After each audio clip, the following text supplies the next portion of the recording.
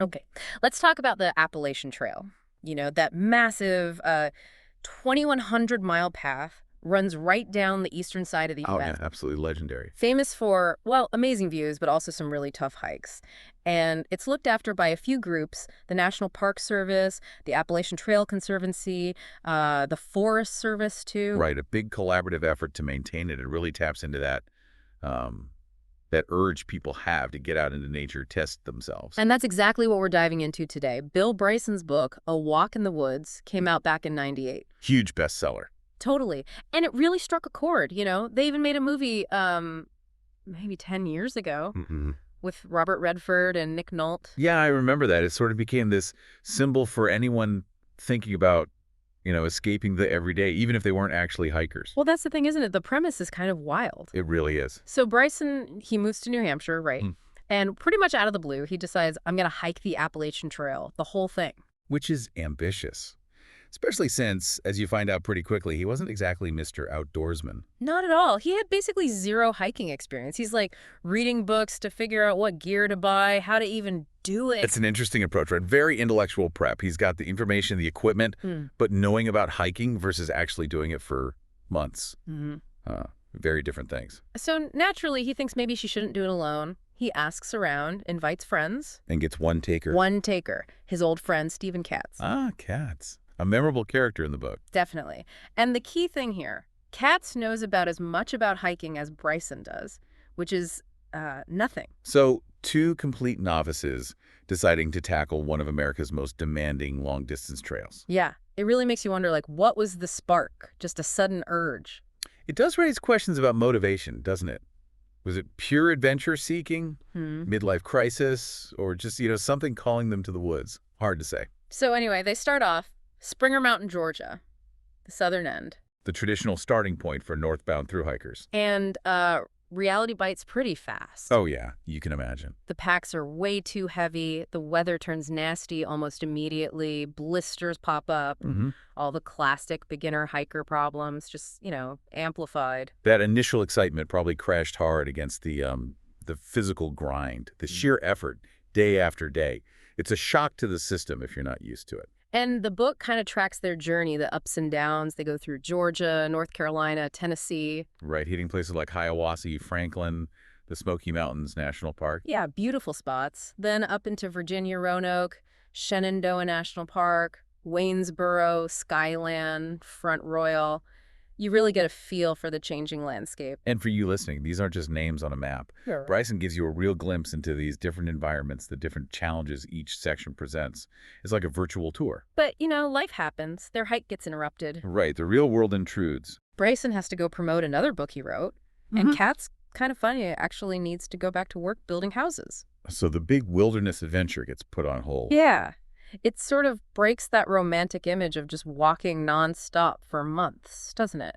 Shows the practical difficulties. Absolutely.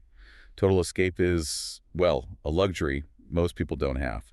Bryson does end up hiking solo for a bit after that, makes it to Harper's Ferry, West Virginia, and even pushes into Pennsylvania. And he writes quite movingly about being alone out there, doesn't he? He really does. He misses Katz despite their occasional friction. Yeah. Really shows how important that shared experience can be, even with its difficulties. Yeah, companionship matters on a long haul like that. He gets a bit of a break from the solitude, though. A neighbor actually joins him for a section up towards Mount Washington in New Hampshire. Okay. That probably helped. Maybe someone with a bit more trail sense. Could be. Then, later in the summer, early August, he and Katz meet up again. Right, for the final push. Well, the plan was to tackle Maine. Ooh, Maine. That's famously rugged territory on the AT. Exactly. If they thought the southern parts were challenging, Maine was apparently a whole other level.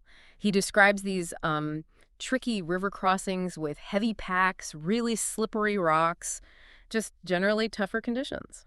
Yeah, the northern section, especially Maine, is known for being physically demanding. Remote, difficult terrain. And then something pretty scary happens. Right, the incident near Cloud Pond. Yeah, Katz gets lost, just wanders off track.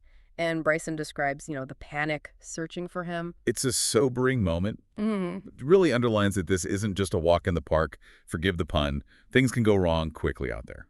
Definitely highlights the risks, especially for hikers who are, well, still learning the ropes. Navigation is key. And having a partner you can rely on. So Bryson does find Katz, thankfully, but Katz is injured. And that's basically the end of the road for their hike. They talk it over and decide, they just can't realistically continue.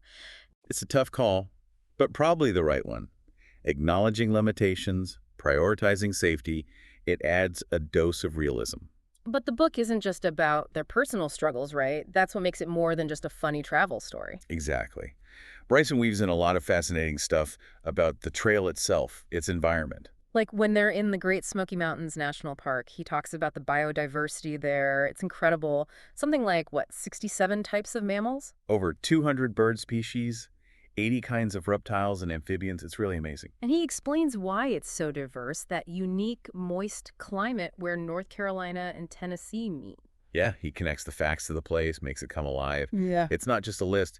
For you thinking about ecosystems, it's a perfect example of how specific conditions create this explosion of life. And he highlights some specific creatures, like the black bears, about 1,500 of them there. It's actually the park symbol. Right, but maybe even more surprising is the salamander thing. Oh, yeah. The salamander capital of the world. Who knew? Like 30 different species. It's such a great detail. And he mentions they're the oldest land vertebrates. Most are tiny, but then you have the hellbender, which can be, over 2 feet long? Crazy. It's those kinds of facts that stick with you. And it makes you realize the Smokies are, super important ecologically. Definitely a key spot for understanding amphibians, forest health, a real indicator zone along the trail. He also talks about plants. This one story about the Franklinia ultimaha tree. Ah, yes, the Bartram discovery. Discovered by John Bartram way back in 1765. But here's the kicker. It was already rare, and then, poof, gone from the wild within 25 years. Extinct in the wild.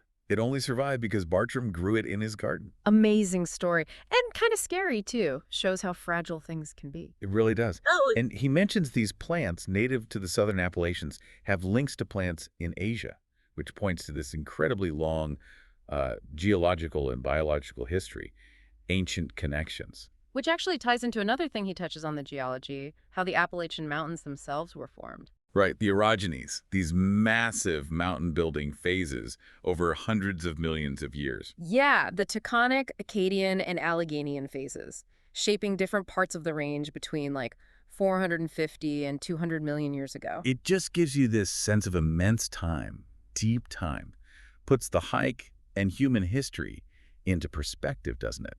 The sheer power involved in creating that landscape. Totally humbling.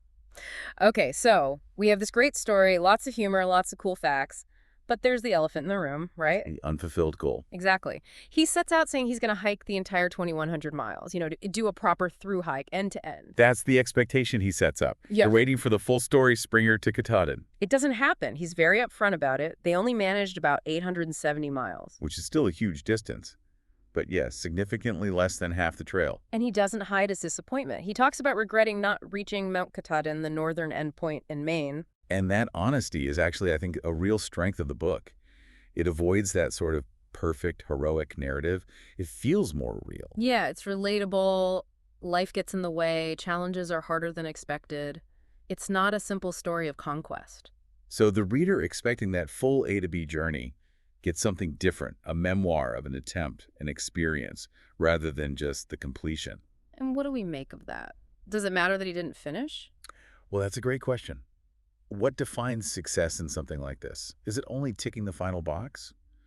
Or is it everything learned and experienced along the way? There's also this interesting little side note, maybe from reviews or interpretations of the book. The idea that maybe part of Bryson's motivation, perhaps subconsciously, was climate change.